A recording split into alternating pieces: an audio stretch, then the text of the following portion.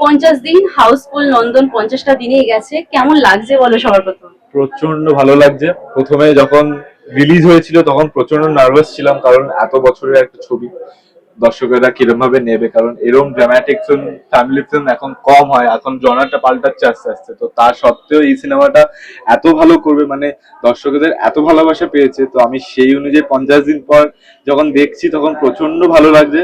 Bless মনে করছি নিজেকে, that I am a part of this film. মানুষ আন্টি আমাকে এরকম একটা সুন্দর ছবিতে আমাকে একটা ছোট্ট পার্ট দিয়েছে, ছোট্ট মানে ভালোই পার্ট দিয়েছে। তো সেই জায়গা থেকে আমি প্রচন্ড খুশি, আর থ্যাংক ইউ দর্শকেরা যে এত ভালোবাসা দেওয়ার জন্য। আচ্ছা, এই ছবিটা করার পর কোনো জায়গায় মনে হচ্ছে যে সেই আগেকার জনরা যেটা খুব হিট হতো, মাঝখানে সেটা বন্ধ হয়ে গেছিল করা, সেরকম করাটা বারে বারে উচিত, কারণ সেটাও কিন্তু আবার হিট হলো।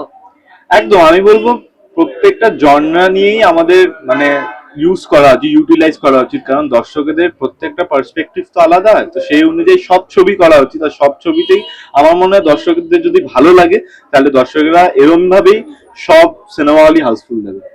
আর 5টা ছবির অ্যানাউন্সমেন্ট হলো, হ্যাঁ, সেই 5টা ছবির মধ্যে কটা ছবিতে তুমি আছো? দেখো আমি প্রচন্ড এক্সাইটেড যে মানুষান্ডি পরের ছবি আমি করতে চাই।